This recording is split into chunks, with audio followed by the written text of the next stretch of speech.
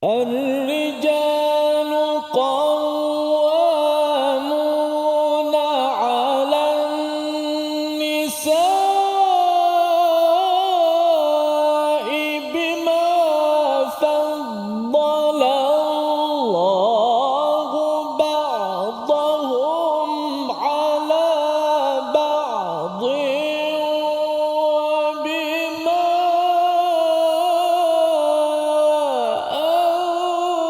أنفقوا من أموالهم. صدق الله. واجعله لنا هجتين يا رب العالمين.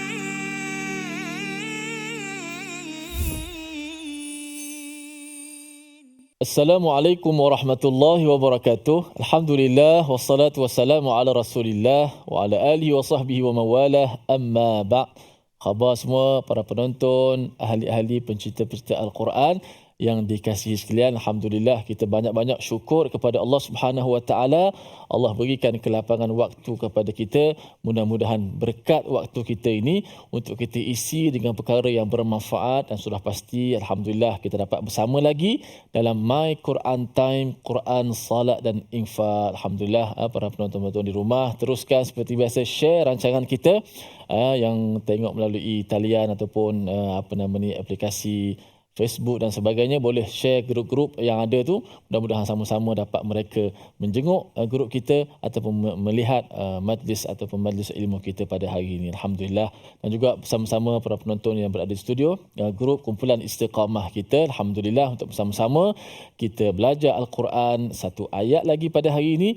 Itulah ayat yang ke-34 yang banyak juga memfokus jurus kepada hubungan kekeluargaan, rumah tangga, harta pusaka, suami isteri dan anak-anak. Kerana inilah kita kata bermulanya berjayanya masyarakat yang berjaya sudah pasti bermula daripada didikan ataupun hasil daripada kekeluargaan. Melahirkan keluarga yang baik, melahirkan masyarakat yang baik, melahirkan negara kita yang kita kata yang tercinta ni, negara yang kita nak, baldatun thayyibatun wa rabbun ghafur, negara yang baik mendapat keampunan daripada Allah Subhanahu Wa Taala, yang rezeki yang melimpah ruah insya-Allah. Bermula daripada keluarga itu sendiri, ibu bapa, anak-anak dan sebagainya. Alhamdulillah. Dan pada hari ini sekali lagi kita bersama, kita tampilkan Fadil Profesor Madya Dr. Ahmad Sanusi bin Azmi. Apa khabar doktor? Alhamdulillah sihat. Terus bersemangat ada? Terus semangat Masya-Allah, insya-Allah. Semalam ada ada akad tu kat situ tu. Akad Kan ada banyak kisah yang kita dah belajar semalam. Hari ini doktor, berkenaan dengan apa ini? Saya serahkan button kepada doktor. Baik, terima kasih Ustaz Tirmizi. Assalamualaikum warahmatullahi wabarakatuh. Alhamdulillahirabbil alamin, wassalatu wassalamu ala asyrafil anbiya'i wal mursalin wa ala alihi wa ashabihi ajma'in, amma ba'd.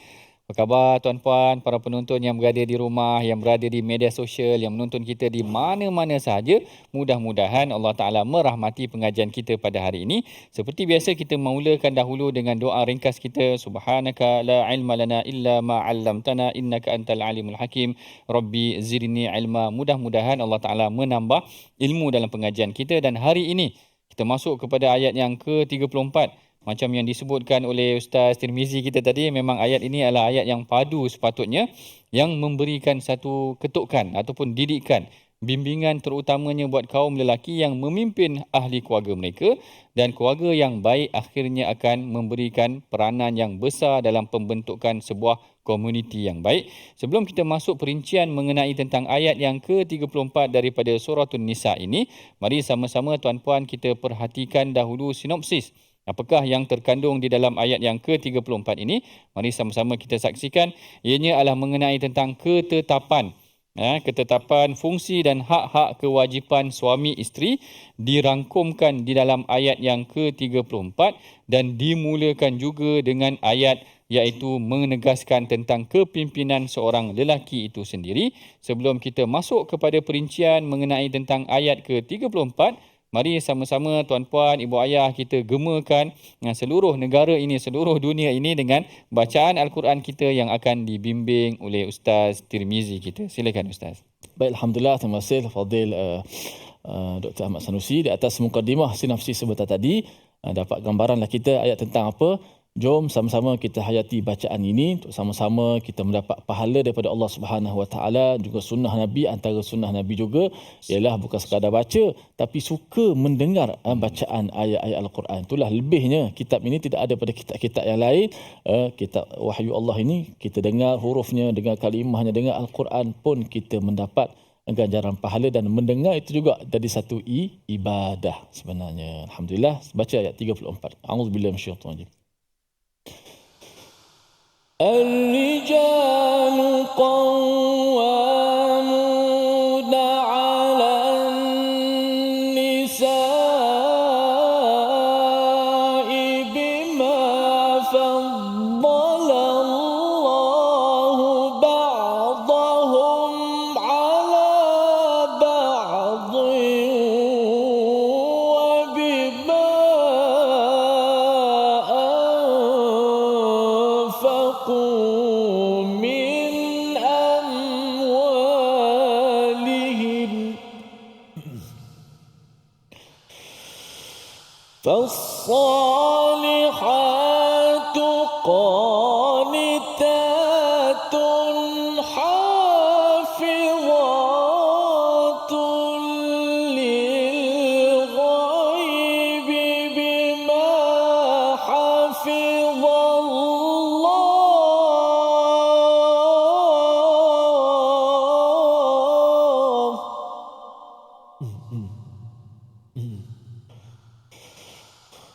واللاتي تخافون نشوزهن فعظوهن واهجروهن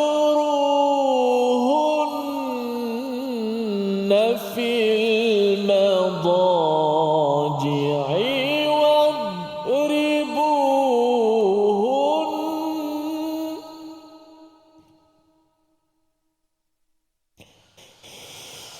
فإن أطعنكم فلا تبغوا عليهن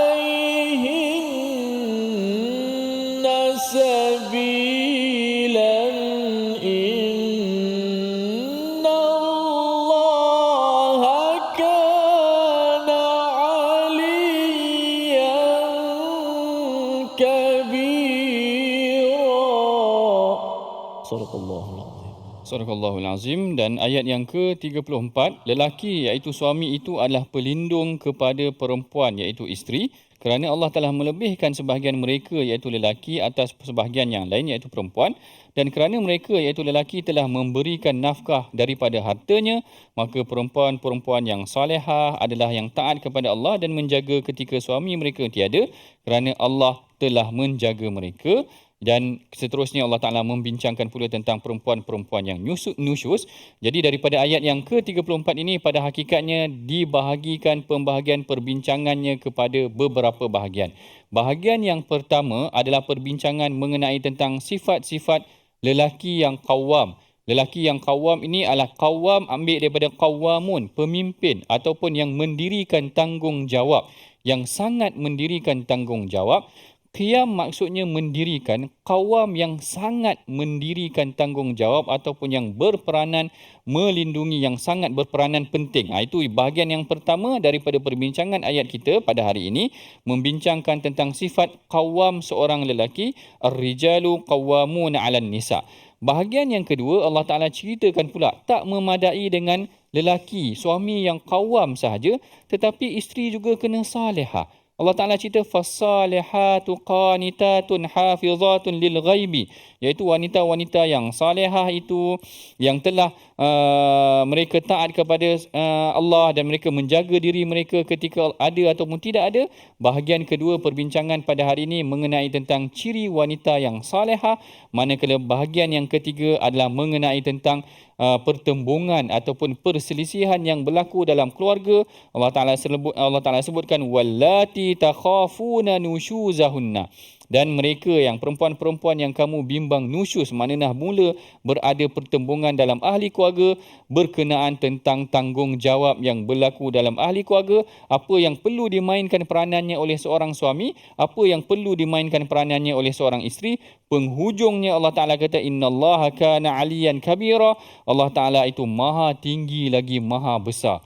Kalau lelaki tak amalkan tanggungjawab mereka, Allah Ta'ala beri ancaman penghujungnya. Kalau kamu rasa kamu besar, Allah Ta'ala lebih besar. Maknanya seakan-akan penghujung ayat itu ada ancaman yang diberikan kepada kaum lelaki ataupun setiap ahli keluarga yang berperanan untuk memainkan peranan mereka masing-masing. Baik, pada permulaan ayat ini kita ceritakan tentang sifat lelaki dahulu. Ar-rijalu qawwamuna 'alan nisa' bima faddalallahu ba'dahum 'ala ba'd. Kalau kita perhatikan di sini, Syekh Tantawi membahagikan ataupun meletakkan 4 sifat seorang suami yang dikatakan sebagai qawwam, iaitu yang pertama bil hifzi, iaitu dia menjaga. Dua sifat ni hampir sama, bil hifzi war riayah, iaitu dia menjaga dan memelihara ahli keluarga mereka. Yang ketiganya, dia letakkan syarat seorang suami yang qawwam adalah an-nafaqah, memberikan nafaqah, dan yang keempatnya adalah at-ta'dib, iaitu dia mendidik ahli keluarganya, bukan sekadar ahli keluarganya tetapi juga dengan isterinya. Ini yang diletakkan di dalam tafsir Al-Imam Syekh Tantawi. Manakala lelaki qawwam yang diletakkan oleh Jabatan Kemajuan Agama Islam Malaysia iaitu JAKIM sendiri, turut pernah meletakkan ciri-ciri lelaki qawwam.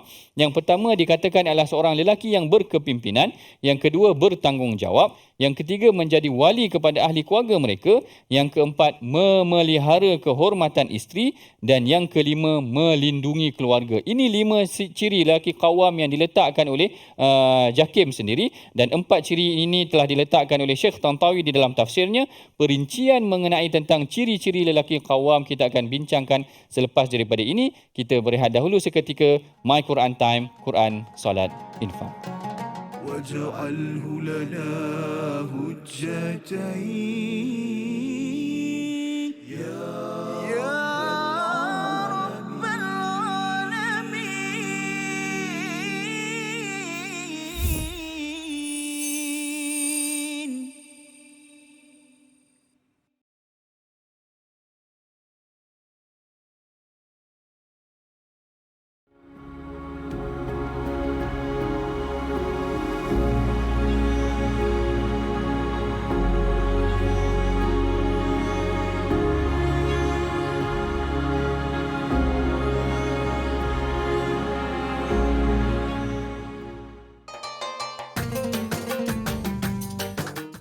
اقرأ باسم ربك الذي خلق. Hayati isi kandungan Al-Quran dalam My Quran Time setiap hari jam 12 tengah hari di TV9 dan saluran Astro 149.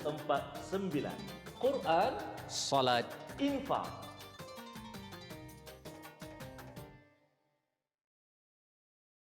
منهما جاهلا وارزقنا تلاوته.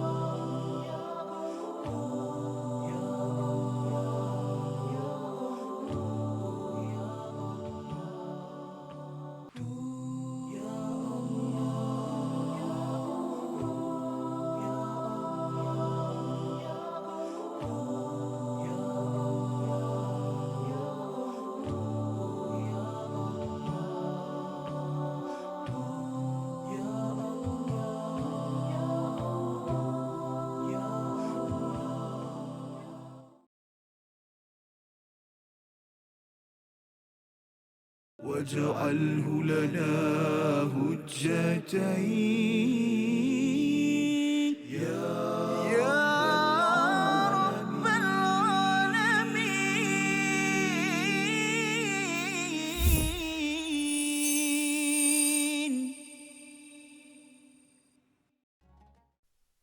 الرجال قوامون على النساء بما فضل الله بعضهم على بعض وبما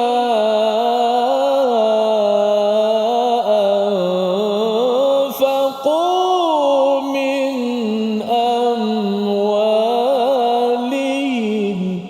صدق الله.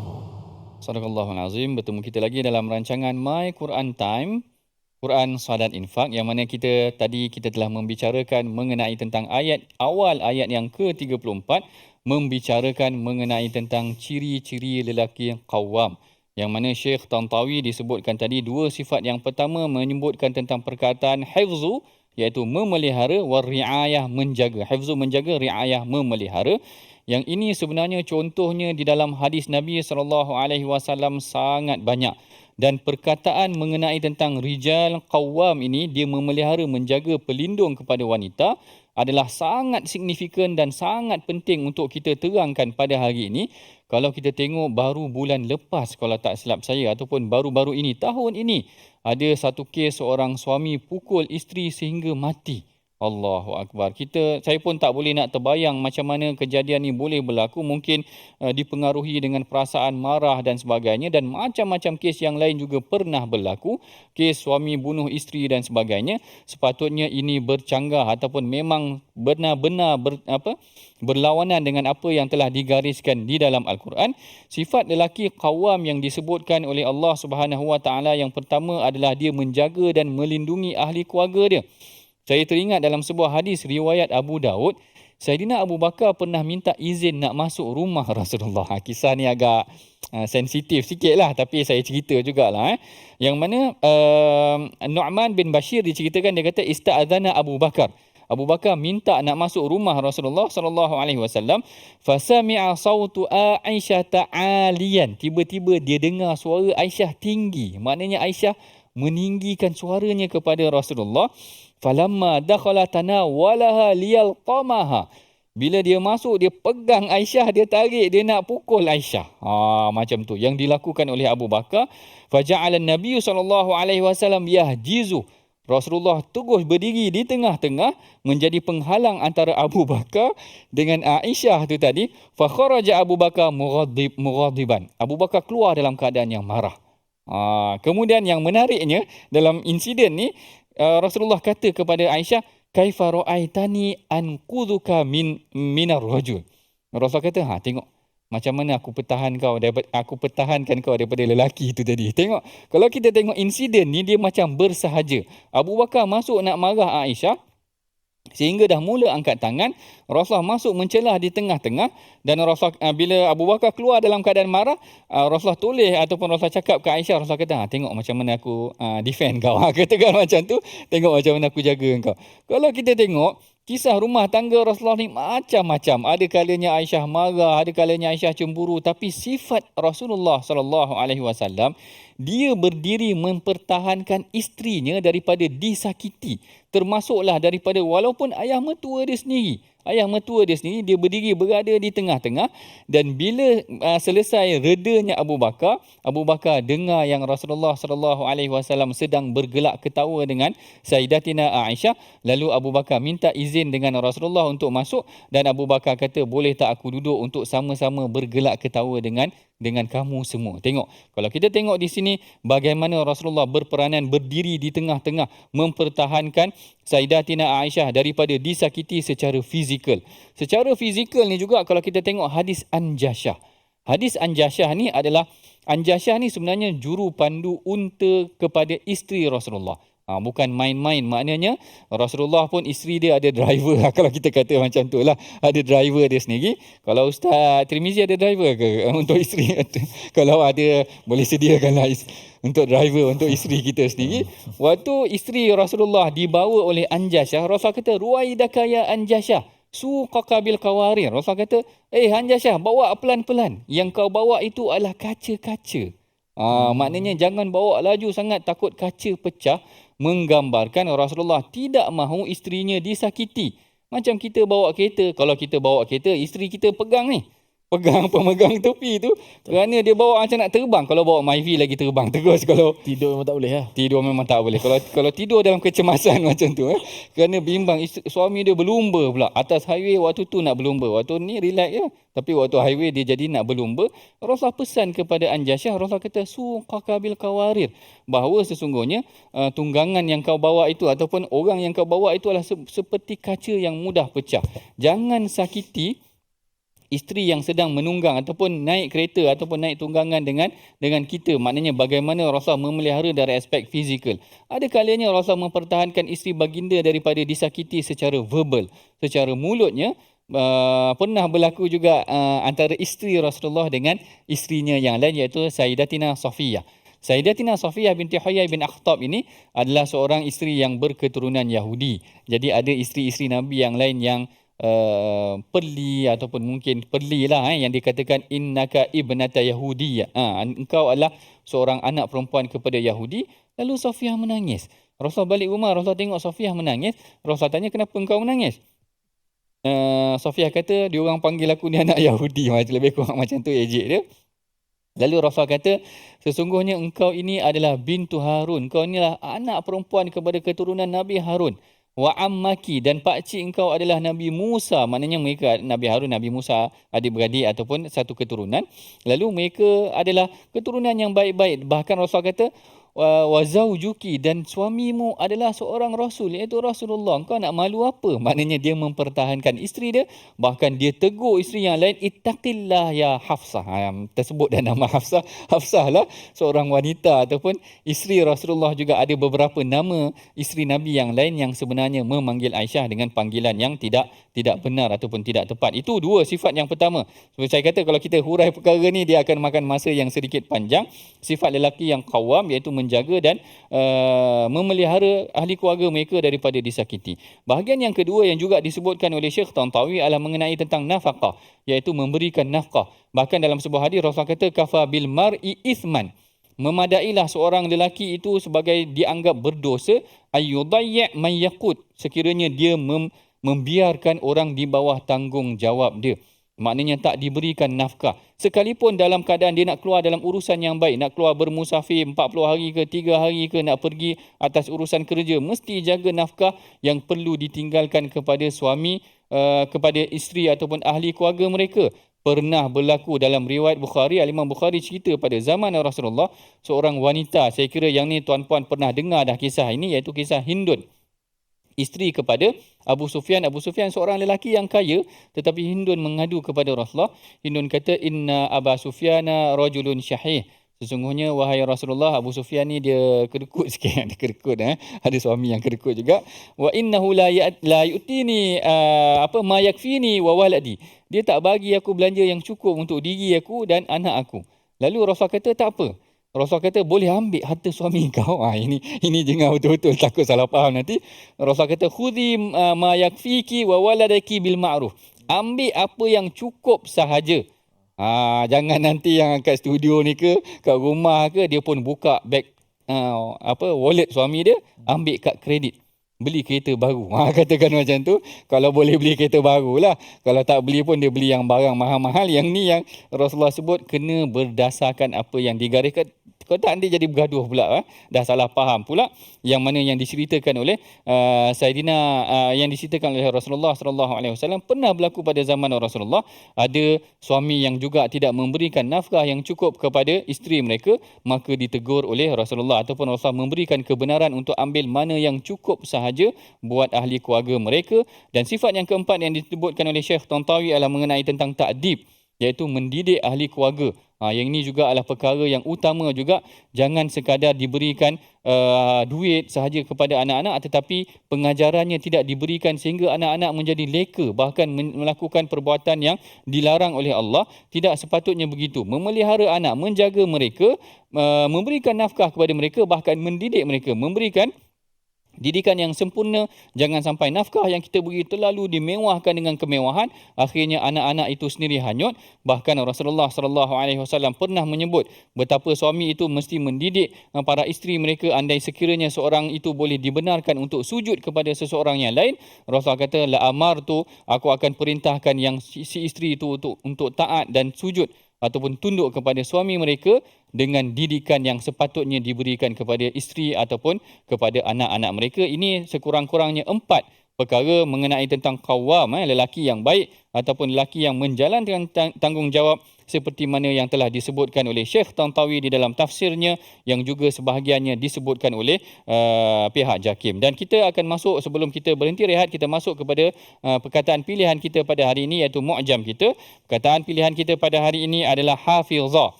Hafizah mengambil perkataan daripada bima hafizallah, yang membawa maksud memelihara, menjaga dan menghafaz. Perkataan ini disebutkan sekurang-kurangnya sebanyak 4 kali di dalam Al-Quran, yang mana surah yang mengandungi perkataan ini antaranya surah Yusuf, surah Al-Hijr dan juga surah An-Nur, yang di dalam ayat ini membawa maksud bima hafizallah, yang mana Allah Ta'ala menjaga hak mereka, iaitu hak-hak isteri mereka. Yang inilah yang disebutkan oleh Allah Ta'ala kelebihan ataupun tanggungjawab seorang lelaki qawwam, yang diberikan kelebihan oleh Allah kepada mereka, bima faddalallahu ba'dahum, kelebihan kekuatan mereka untuk memelihara ahli keluarga mereka, dan kelebihan nafkah yang diberikan oleh Allah kepada mereka untuk menyara ahli keluarga mereka. Kita berehat dahulu seketika. My Quran Time, Quran, Salat, Infak. واجعله لنا هجتين يا رب العالمين.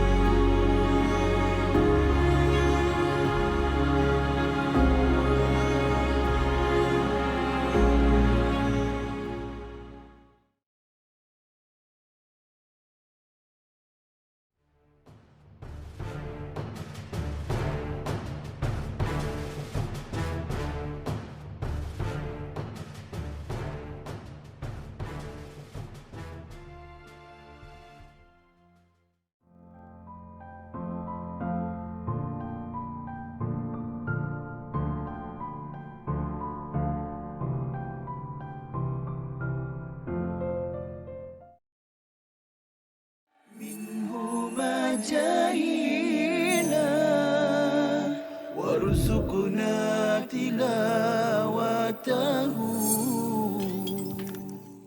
Yang biasa tadi kita ada sebut sikit, yang setengah-setengah orang berpendapat kata malam tu berlaku pada satu masa sahaja. Ini tak tepat lah, sebab tak tepat berdasarkan hadis dan juga tak tepat berdasarkan ayat Al-Quran sendiri. Yang kedua, antara yang biasa orang kata petandanya itu adalah pokok sujud, pokok sujud, macam-macam lah. Kubah masjid jatuh, terbalik kan, terbalik ke atas tanah. Itu semua petanda-petanda yang tidak ada di dalam nas. Mungkin pengalaman lah, saya kata itulah kata pengalaman setengah-setengah orang tu, dia cerita pengalaman dia, tapi kita tak tahu sebenarnya pengalaman dia tu berdasarkan pokok betul-betul tumbang ke apa kan. Ribut ke apa kan. Ada orang dia kata saya letak pokok, sangkut kain tuala di dahan, esok pagi tengok dia atas kan. Mungkin malam tu ribut, kita tak tahu kan. Dia ingat dahan yang sama yang dia dah sangkut tu, tengok ada kat atas. Itu pun antara kepercayaan yang masyarakat ingat itu adalah tanda Al-Qadar, tapi sebenarnya tidak. Dia bukan tanda Al-Qadar, mungkin itu pengalaman masing-masing yang berbeza daripada satu kan dan orang yang lain. واجعله لنا هجتين يا رب العالمين.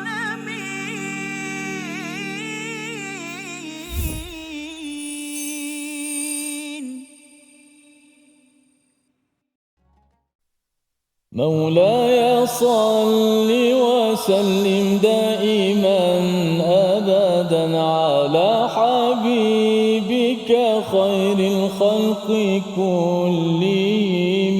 مولاي صل وسلم دائما أبدا حبيبك خير الخلق كلهم. Allahumma salli ala Muhammad wa ala ali Muhammad. Alhamdulillah. Terima kasih kepada semua para penonton yang terus setia dalam My Quran Time, Quran Salat dan Infak. Alhamdulillah, kita dah mendengar kupasan tadabbur sebahagian daripada ayat 34. Jom sama-sama kita meneliti pula dari sudut aspek bacaan, dari aspek tilawatil Quran, bagaimanakah disiplin-disiplin dalam kita membaca Al-Quran. Sudah pasti kita nak tahu di manakah kesalahan-kesalahan yang biasa berlaku dalam huruf-huruf Al-Quran, dalam beberapa keadaan. Kadang-kadang dia baris atas, baris bawah, baris depan, mati. Kemudian kadang-kadang dia berada pada sebelah huruf ini, sebelah huruf yang lain pula. Sudah pasti ada perubahan-perubahan yang kadang-kadang boleh menyebabkan kesalahan berlaku dalam penyebutan huruf-huruf Al-Quran. Maka gitulah sedikit demi sedikit kita belajar setiap hari pada hukum-hukum ataupun sifat-sifat huruf supaya kita dapat perbetulkan bacaan kita, insya-Allah. Kita lihat dahulu slide kita yang pertama. Iaitulah memperkemaskan sebutan pada bima faddalallahu ba'dahum ala ba'd. Okey, pada ayat yang ke-34, ar-rijalu qawwamuna 'alan nisa'i bima faddalallahu ba'dahum ala ba'din. Faddahum ala ba'd. Baik. Dalam beberapa kalimah yang telah digariskan itu, untuk kita nak fokus pada bacaan bima faddalallah, kita pergi satu-satu.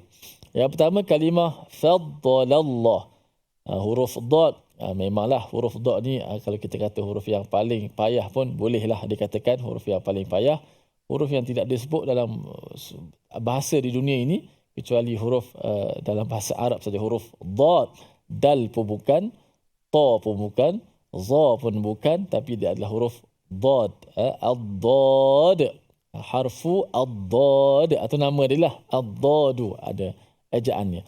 Adapun barisnya da, du, di, da, du, di. Kalau kita sebut baris pun kita tak boleh sebut da, du, di, tapi kita sebut dad. Macam mana kalau dimatikan al, kan, al, dia punya suara huruf dad itu. Okey. Dalam perbahasan makhraj ataupun sifat huruf, di sana dia ada sifat yang berkaitan dengan suara. Satu, suara tertahan. Suara tertahan ni macam hamzah, huruf qaf, huruf ta, ataupun dia terhimpun dalam rangkai kata ajid, qatin, bakat. Ajid, hamzah, jim, dal. Qatin, qaf, ta. Bakat, ba, kaf, ta. Ada 8 huruf itu dipanggil huruf syiddah. Suara kita tertahan, terputus, suara tak bunyi lah, dia putus pada makhraj tu. Hamzahnya la yu mu'minin, terputus suaranya. Qaf, aq, sebelum qalqalah tu suara tu terputus dulu. Aqqa, baru ada qalqalah tu. Aqqa. Maknanya suara tertahan. Lawan dia adalah suara yang terlepas. Maksud suaranya terlepas. Ahsanu, huruf ha umpamanya. Huruf kha, akhraja, suaranya nampak dia tak tahan, dia tak putus, dia bunyi. Dan juga huruf dad juga di kalangan huruf-huruf yang suaranya terlepas, disebut sebagai sifat ar-rakhawah. Maka dad walaupun huruf tu kuat bunyinya, tapi sebenarnya suaranya tu dia macam kalau ha, dad dia ada juga, tapi cara dad lah ada sikit. Dia tidak dia tidak begitu. Okey, macam kita baca waladdallin lah, walad, suara dad tu barulah barisnya waladda, bima faddalallahu. Dia ada sikit. Dia tak boleh banyak lah kerana dia bergantung pada huruf itu. Okey, atau dad. Dan huruf dad ni huruf yang tebal lah. Huruf yang tebal, janganlah kita rasa takut dan sebagainya sehingga menyebabkan fa yang di sebelum tu pun kita tebalkan juga. Bima faddala, fa jadi fa pula. Dalam Quran tak ada huruf fa, dia fa. Fa tak ada. Fa jadi nipiskan fa, Kekalkan dot itu ba. Bima faddalallahu ba'dahum. 1, 2 mula.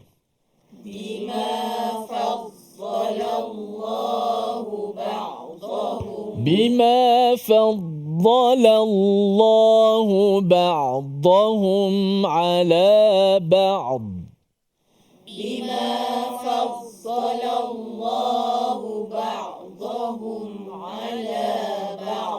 Maka di sini saja ada 3 huruf dot bima fad, dot yang bersabdu, kemudian ba'dahum ala, yang hujung itu dimatikan. Tiga-tiga beza. Yang pertama dot yang bersabdu, faddalallah, kemudian ba'dahum, ba'dahum, 1, 2. Kemudian dot yang dimatikan ketika nak kena wakaf. Ketika wakaf, dot tu dimatikan. Ala ba'd. Cuba. Ala ba'd. Ain dulu. Ala ba'd. Bima faddalallahu ba'dahum ala ba'd.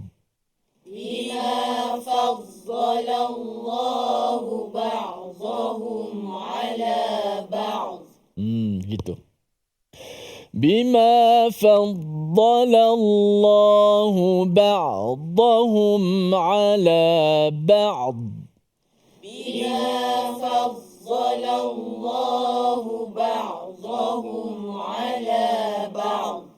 Maknanya kita tak gugurkan walaupun ketika wakaf ain dah mati dah.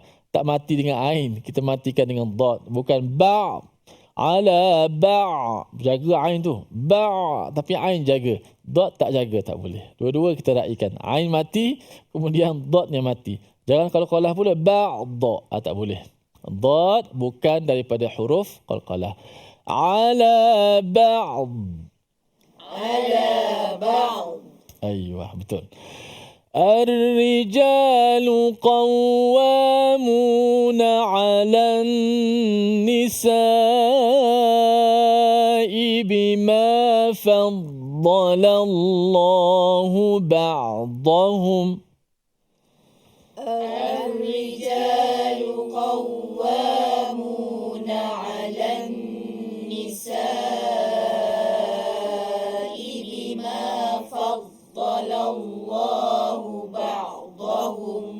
بما فضل الله بعضهم على بعض.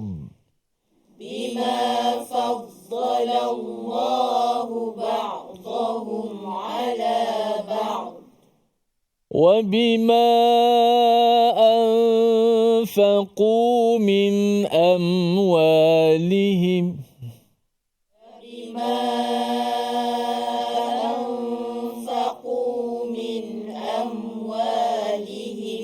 Ada 3 huruf dot dalam permulaan ini, yang mana dot ini yang perlu kita sentiasa sebutlah. Da, di, du, da, di, du, ad, tambahan dalam surah Al-Fatihah. Oleh kerana surah Fatihah yang kita ulang, kita nak cuba ayat terakhir surah Al-Fatihah.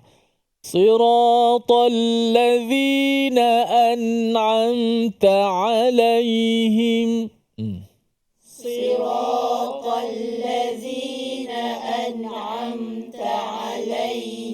غير المغضوب عليهم ولا الضالين.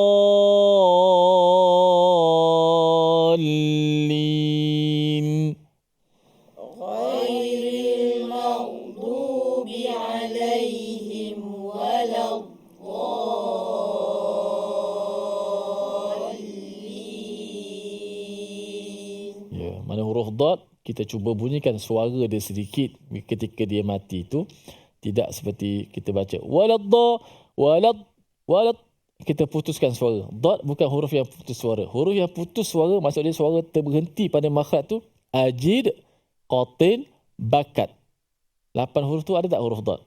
Saya baca ni ajid, qatin, bakat, tak ada dot. Maka dot lawan kepada ajud qatim bakat, ia adalah huruf dipanggil huruf rakhawah, suaranya bergerak sedikit, terlepas daripada makhraj. Ghairil maghdubi alaihim waladdallin.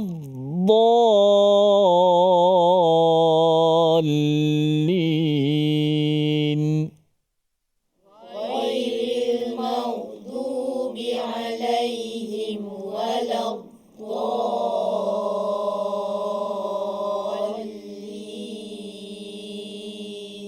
Itu contoh daripada surah Al-Fatihah lah. Ada 2 dot di hujung pada ayat yang ke-7 itu, yang mana surah yang kita selalu ulang-ulang. Maka huruf dot ini spesialnya adalah huruf bahasa Arab semata-mata sahaja, dan bila dia menjadi rukun dalam bacaan solat surah Al-Fatihah, maka kita nak kemaskan bacaan Al-Quran kita. Mudah-mudahan dapat meningkatkan lagi sentiasa mutu bacaan kita, sehingga kita menjadi bacaan yang mahir, yang fasih, dan mendapat kebaikan daripada Allah Subhanahu Wa Taala sebagaimana yang dijanjikan oleh Nabi kita Muhammad sallallahu alaihi wasallam. Baik, kita nak berehat seketika, jangan ke mana-mana. Kembali selepas ini dalam My Quran Time, Quran, Salat dan Infak. واجعله لنا هجتين يا رب العالمين.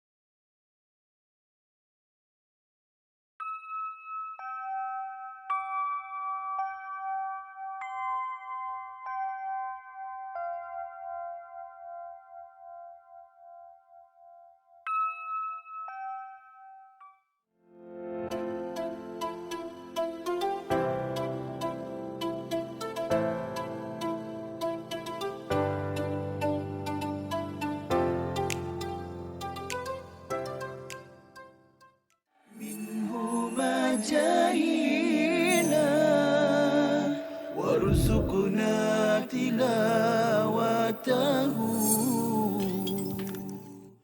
Ataupun sudut yang sedikit berbeza. Saya nak cerita tentang bagaimana Saidina Abu Hurairah ni dikritik oleh orientalis. Ustaz Hussaini tahu tak orientalis tu apa? Orientalis ni macam orang barat ke macam mana? Betul lah. Orientalis ni adalah pengkaji daripada barat, ambil daripada perkataan oriental. Maknanya orang yang mengkaji tentang orient, iaitu timur, yang berasal daripada barat, maknanya orang barat yang mengkaji tentang Islam. Yang ni salah satu subjek yang saya mengajar di USIM, maknanya bagaimana orientalis mengkritik ataupun mengkaji tentang Al-Quran dan hadis. Salah sebuah kritikan yang dikenakan ke atas Abu Hurairah adalah salah sebuah kritikan yang dikenakan oleh orientalis ke atas hadis adalah mereka mengkritik Abu Hurairah. Seorang tokoh mereka yang terkenal namanya Ignaz Gotziher. Ignaz Gotziher ni orang Hungary. Orang Hungary bukan orang lapar, orang Hungary maknanya berasal daripada Hungary. Dia berasal daripada tim barat tapi dia belajar di Azhar. Masya-Allah, maknanya واجعله لنا هجتين يا رب العالمين.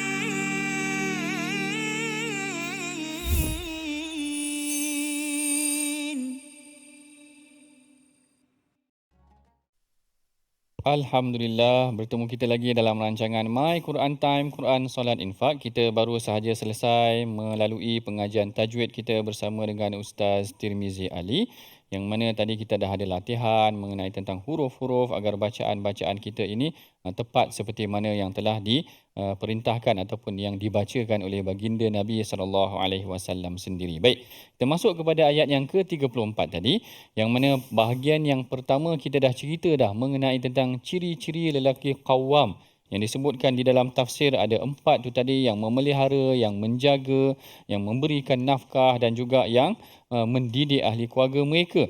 Bahkan suami yang saleh inilah yang akan memberikan keberkatan kepada ahli keluarga itu sendiri. Dan Allah Ta'ala menyebutkan juga tentang kelebihan yang diberikan kepada lelaki, iaitu bima faddalallahu ba'dahum ala ba'd. Menarik juga ayat ini kerana Syekh Tantawi menyebutkan Allah Ta'ala tak ceritakan bima faddalan nisa ala rijal. Allah Ta'ala tak kata yang dilebihkan orang lelaki kepada orang perempuan, yang orang perempuan dilebihkan. Tak, Allah Ta'ala kata bima faddalallahu ba'dakum ala ba'd. Tak disebutkan lelaki dan wanita di sini. Allah Ta'ala hanya menyebutkan yang diberikan kelebihan sebahagian daripada kamu ke atas sebahagian daripada kamu, kerana setiapnya ada kelebihan masing-masing. Lelaki ada kelebihannya, wanita ada kelebihannya. Saya teringat Ustaz Syamsul Debat, kalau tak salah saya, cerita tentang kelebihan orang perempuan. Dia kata kelebihan orang perempuan ni dia multitasking. Tadi kalau kat studio ni pun ada yang multitasking juga, selain daripada buat kerja-kerja studio, boleh buat jadi ahli makeup dan sebagainya. Tapi kalau orang perempuan, dia kata dia boleh masak dan dia boleh buat macam-macam. Dia tengah goreng ikan tu, dia boleh kemas meja, dia boleh potong bawang, dia boleh salin lampin anak dan sebagainya. Orang lelaki, Ustaz Syamsul kata, kalau duduk goreng telur tu je lah yang dia buat. Yang ditunggunya sampai telur ataupun sampai apa yang dimasak tu masak. Kelebihan setiap orang tu ada kelebihan bagi mereka.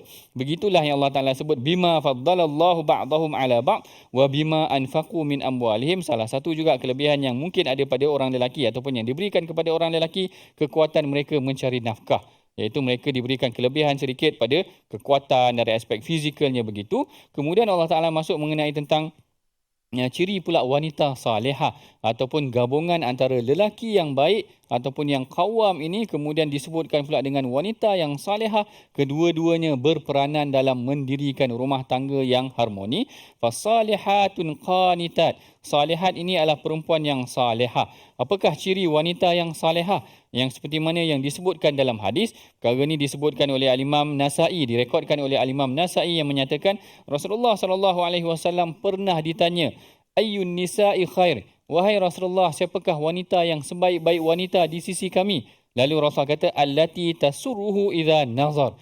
Iaitu wanita yang kalau kamu tengok sejuk mata memandang, sedap tengok, katakan tu. Tasurruhu idza nazar wa tuti'ahu idza amar. Dan dia mentaati engkau sekiranya engkau memerintahkan kepada perkara yang tidak bercanggah dengan apa yang difardukan ataupun yang diperintahkan oleh syarak. Wala tukhalifuhu fi nafsiha wa maliha bima yukrih. Dan dia tidak bercanggah dengan suaminya dalam perkara yang dia benci buat dirinya sendiri untuk isterinya dan pada harta suaminya. Maknanya dia tidak berselisih banyak ataupun tidak bercanggah, tidak banyak bergaduh dalam perkara yang dia sendiri tidak suka pun pada hakikatnya, dalam urusan rumah tangganya dan dalam urusan harta suaminya.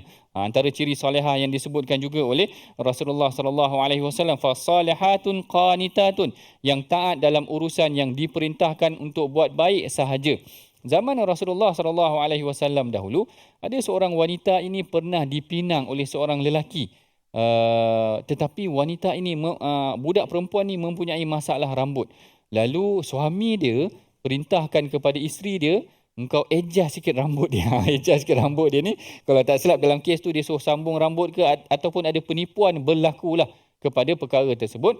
Lalu wanita ni tanya kepada Rasulullah, boleh ke aku taat pada suami aku, yang mana suami aku ni suruh adjust sikit rambut anak aku supayanya dia boleh dipinang oleh lelaki tersebut. Lalu Rasulullah tak benarkan. Rasulullah kata jangan taat dalam perkara yang dilarang oleh syariat. Pada hakikatnya mengubah kejadian, sambung rambut dan sebagainya, perkara-perkara yang sebenarnya diharamkan ataupun tidak dibenarkan oleh syarak. Maka dalam kes yang sedemikian, bila seorang suami memerintahkan isterinya melakukan penipuan sedemikian, dia sebenarnya ada unsur-unsur penipuan. Tengok macam cantik kan, bila dia tengok, oh hello orang ni, tapi bila dah berkahwin dia kata, tak seperti mana yang digambarkan ataupun seperti mana ketika dia bertunang sebelum daripada itu. Jadi qanitat ini adalah perintah yang taat dalam perkara yang dibenarkan oleh syarak saja. Hafizatun lil ghaibi bima hafizallah, iaitu mereka menjaga, iaitu wanita yang menjaga. Ini salah satu ciri-ciri wanita yang diberikan kelebihan oleh Allah Ta'ala untuk masuk mana-mana pintu syurga, adalah wanita yang menjaga maruah diri mereka. Perkara ini disebutkan dalam sebuah hadis yang diriwayatkan oleh Al-Imam Ibn Hibban, yang mana Sayyidina Abu Hurairah menyatakan Rasulullah SAW pernah bersabda, "Idza sallatil mar'ah khamsaha." Kalaulah seorang wanita itu solat 5 waktu, wa shamat syahraha, dan berpuasa sebulan daripada bulan Ramadan, wa hassanat farjaha, dan dia menjaga maruah iaitu kemaluan dia, wa ata'at ba'laha, dan dia mentaati suaminya. 4 sifat ini kalau ada pada seorang wanita, Rasul kata dakhalat min ayyi abwabil jannati sya'at. Dia boleh masuk pada mana-mana pintu yang dia kehendaki. Allahu Akbar. Ini satu kelebihan kepada seorang isteri yang salihah. Wanita yang salihah, anak yang baik ataupun isteri yang salihah. Rasul kata idza sallatil mar'a khamsaha. Puasa, jaga saja solat 5 waktu, jaga saja puasa bulan Ramadan, kemudian menjaga maruah dia ataupun kemaluan dia, kemudian taat kepada perintah suaminya. Rasul kata dakhalat min ayyu abwab, boleh masuk mana-mana pintu.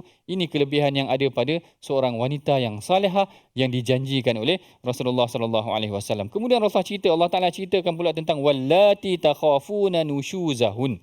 Ayat ni menarik. Yang ni sebenarnya ayat ni cerita mengenai tentang wanita yang nusyuz, tetapi Allah Taala tak point kepada wanita.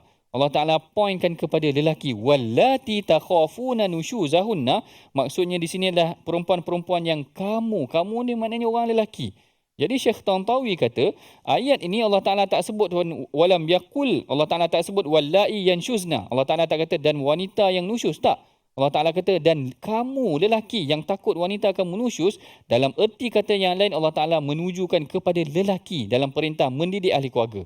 Maknanya wanita itu mungkin jadi nusyuz ataupun mungkin menjadi kelang kabut ahli keluarga adalah atas tanggungjawab lelaki, bukan wanita. Maknanya lelaki kena memainkan peranan yang penting dalam mendidik ahli keluarga sehingga dia boleh berjaya membentuk ahli keluarga yang harmoni atas tanggungjawab lelaki itu sendiri. Tetapi sekiranya berlaku ada beberapa perkara yang Allah Ta'ala letakkan di sini, iaitu fa'izuhunna, bagi nasihat kepada mereka, wahjuruhunna, asingkan sedikit tempat tidur. Ada yang kata asingkan tempat tidur ni bukan asing, betul-betul asing, tetapi tidur di tempat yang sama, cuma berpaling sahaja daripada mereka. Wadribuhunna, iaitu ini adalah dengan tepuk sedikit saja. Saya tak suka terjemahkan sebagai pukul kerana dia bukanlah pukul yang berat, iaitu dia sekadar tepuk mungkin bagi tersedar sikit kesilapan yang dia lakukan.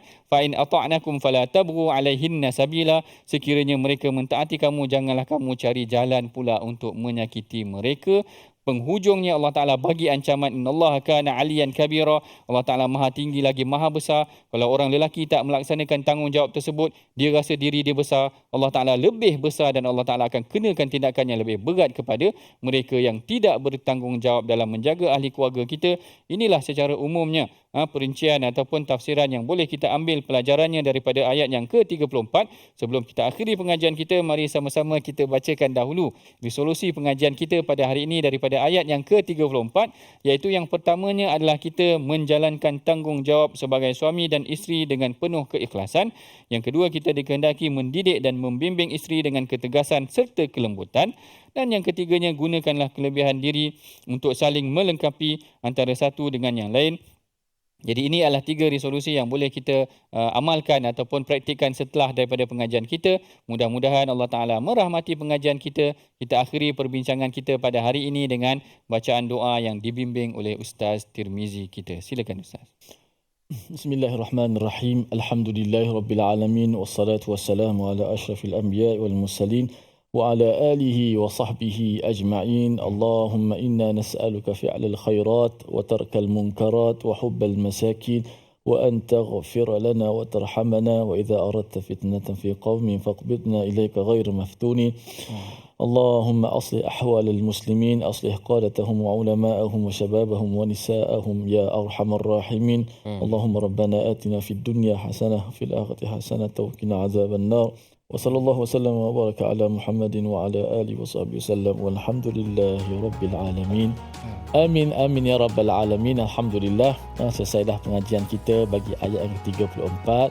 Moga-moga bermanfaat untuk kita bersama dan ayat Al-Quran yang sentiasa memberi kesegaran kepada kita, memberi hiburan kepada kita dan memberi sembuh kepada jiwa-jiwa kita untuk kita melangkah mencari kekuatan dalam kehidupan kita yang penuh dengan ujian dan pancaroba ini. Alhamdulillah, esok ayatnya ayat 35 Doktor, satu ayat lagi kembali kita kepada 2 baris setengah pula. Jadi kita minta seperti biasalah doktor dapat bersedia insya-Allah untuk esok hari untuk sama-sama beri manfaat kepada kita semua, sama-sama kita dengar ayat Al-Quran dan kita dapat sama-sama tadabbur. Kita ajak semua kepada tabung gerakan Al-Quran. Jom sama-sama kita menyumbang, menginfak. Moga-moga Al-Quran terus syiar Al-Quran terus bergerak, berkembang pesat dalam negara kita dan kita berjaya kita kata menghapuskan orang yang buta Al-Quran. Dengan maksud buta Al-Quran bukan sekadar baca, dia mencelik Al-Quran, dia memahami Al-Quran dan Al-Quran memandu kehidupannya. Alhamdulillah. Terima kasih lagi kepada doktor sekali lagi. InsyaAllah sehingga bertemu lagi dalam My Quran Time, Quran, Salat dan Infak. Assalamualaikum warahmatullahi wabarakatuh.